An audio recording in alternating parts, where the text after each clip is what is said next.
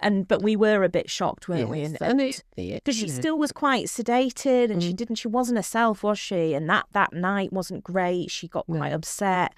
It turned out she just needed to do a big poo, which the nurses, because at 7 o'clock you've got to leave their beds, is it 7 o'clock you've got to leave, or you've got to leave while they do the handover at 7, and then I think at 10 you have to leave their bed overnight, because you're not allowed to stay on that ward with them. The nurses look after them overnight, which again, is a good thing that the parents have to go away and rest. But that Wednesday night, she didn't have a great night, and they did call John back to say, "Can you come and give us a hand here? She doesn't seem very happy, and she might appreciate a parent," kind of thing. Because she was 16 months, whereas they're used to children having this op at 3 to 6 months. She was, more aware of, the fact mum and dad weren't there and that kind of thing, I think. So he went back and dealt with the big poo, and bless him. And but I remember the next morning, the Thursday morning, they were like, "Oh, she seems fine. Let's get her on the normal ward." And we were like, "No, that's absolutely not. She's not ready to do that." And we established they needed the bed. And we were like, "Look, we understand you need the bed, but this is our baby, and she's not herself, and she's not smiling, and we're worried about her, and we don't feel comfortable moving on to the normal ward." And they listened to us for a bit, and they did. They let us keep her on there for a bit. But I think that it was that Thursday night. Yes. It was. They moved her, and John stayed with her and didn't sleep, did he? No, he didn't sleep at all. And that's when you said, "Right, I'm going to stay with her on Friday night. You two need to go and rest," because John was like a zombie on the Friday, and, not even 10 monsters were helping. He was just, the energy drinks weren't touching the sides. He was exhausted.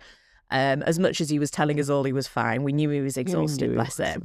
So you stepped in and stayed with her on that Friday night. And I remember John and I going to bed that Friday night like, "Do you think something's happened? She's just not," because she was such a smiley kid and she hadn't smiled up to this point. So we hadn't seen her smile for 5 days.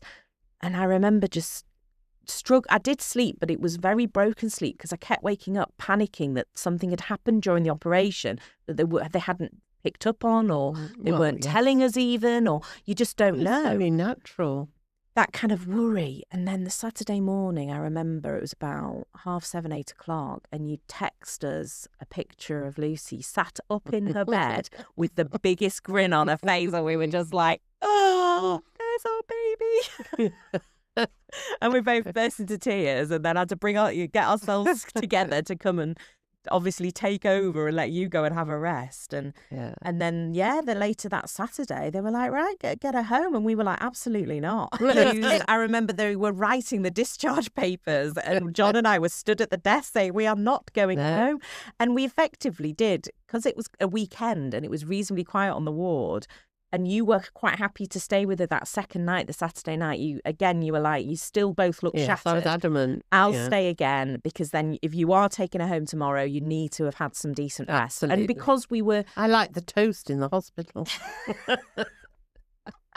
Getting waited on. But yeah, so it was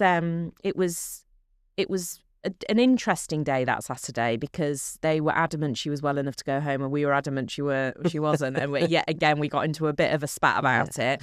And because it was quiet, they let us stay, and we took her home on the Sunday. And honestly, we've never looked back, have we? No. It's just been an incredible 18 months since then, because she just went from strength to strength. We had no idea, because they were telling us she wasn't symptomatic with a heart condition. We had no idea how her heart condition was affecting her.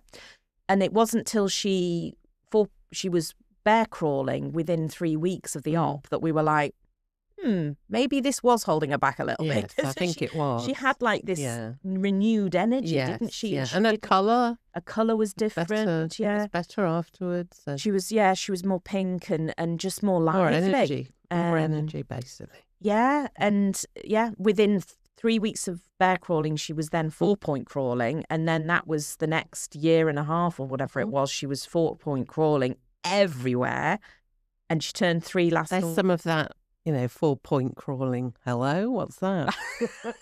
New terminology, which I don't know. It's new terminology because I wasn't there in the first place. So. but it's the terminology I've learned. Yes. But yeah, so she did all of that, and then she turned 3 last August, and we'll talk more about how things have progressed since then in the next episode. But Brilliant. Thank you very much for joining me, Mum. Oh, it's a pleasure. Love you. Love you. See you all for episode 6 very soon. Thanks for listening.